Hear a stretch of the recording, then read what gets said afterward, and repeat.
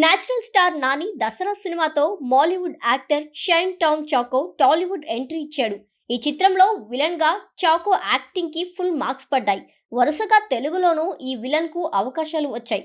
Koratala Shiva direction లో ఎన్టీఆర్ నటిస్తున్న Devara part 1 లో కూడా చాకోకి అవకాశం దక్కినట్టు వార్తలు వచ్చాయి. ఇక నెక్స్ట్ బాలయ్య సినిమా ఎన్బీకే 109 లో బాబీ కొల్లి దర్శకత్వంలో వస్తున్న సినిమాలో కూడా చాకోని తీసుకున్నారనే న్యూస్ ప్రజెంట్ తెగ షికారు చేస్తుంది.